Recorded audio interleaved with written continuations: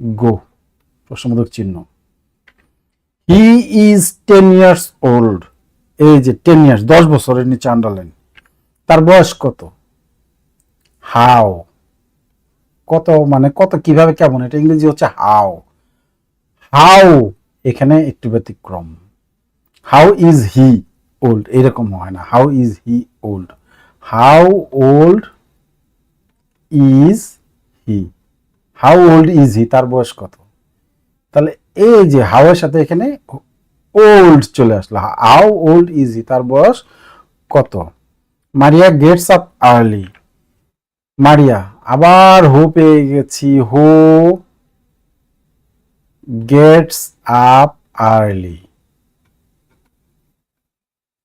হ্যাঁ, তারপর কি বলছে, Tahsan gets up at 6 AM, আবার টাইম পেয়ে গেছি। তাহলে হোয়েন ডাজ, তাহসান একজনের নাম, এর জন্য বড় হাত ক্যাপিটাল লেটার হবে, তাহসান গেট আপ, এই যে গেটস আপ, এখানে কিন্তু এই যে এসটা কিন্তু এখানে বাদ দিতে হবে। হ্যাঁ, তাহলে when does Tahsan get up, এই যে ডাজের সাথে কিন্তু জোর সাথে ইএস যোগ হয়ে কিন্তু ডাজ হয়েছে, এর জন্য কিন্তু এই যে এখানে এসটা থাকছে না। আদনান ইজ 10 years old, আদনানের বয়স হচ্ছে 10 বছর। তাহলে আমরা জানি বয়স কত, হাউ ওল্ড, আবার আগের মতো হাউ ওল্ড ইজ আদনান, আদনানের বয়স কত।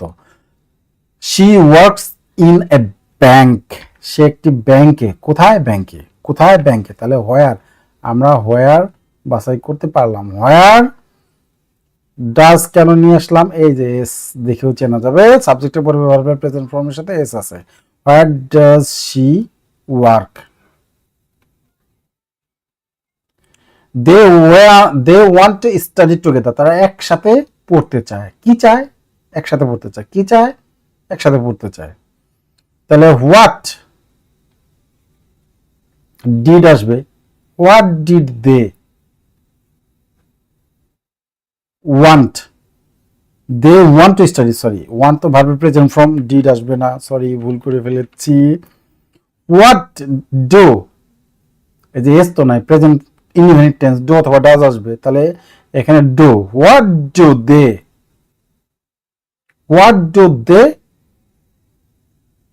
Want, what do they want, তারা কি চায়, হোয়াট ডু দে ওয়ান্ট, তারা কি চায়।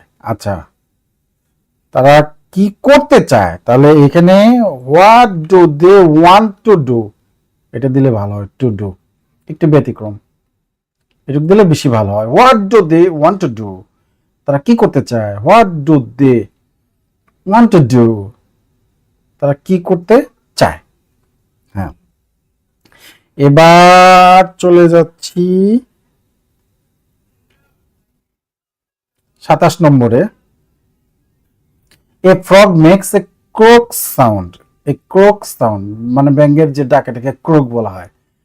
তো ব্যাং ক্রোক সাউন্ড করে, তাহলে এটাও একটি ব্যতিক্রম, যে ব্যাং কি সাউন্ড করে, সাউন্ড শব্দটা বাদ দেওয়া যাচ্ছে না, ব্যাং কি সাউন্ড করে, তাহলে এটা কি হচ্ছে, হোয়াট সাউন্ড এখানে নিয়ে আসতেছে, কি সাউন্ড মানে হোয়াট সাউন্ড, হোয়াট সাউন্ড, তারপরে যে এস আছে, তাহলে ডাজ হবে। A frog, what sound A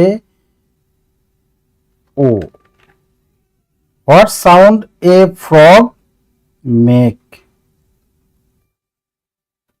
what sound does a frog make, what sound does a frog make, ব্যাং কি ধরনের শব্দ করে, তাহলে এখানে আন্ডারলাইন করা, কিন্তু সাউন্ড শব্দটা বাদ দেওয়া যাচ্ছে না, শব্দের অর্থ, প্রশ্নের অর্থ ঠিক রাখার জন্য। সীমা ওয়ান্টস টু রেড ফ্লাওয়ার, সীমা লাল ফুল পছন্দ করে, লাল ফুল, কি ফুল, লাল ফুল, তাহলে হুইচ, এটা লাল ফুল, তাহলে লাল কালি দিয়ে লিখি হুইচ, কোন ফুল, হুইচ,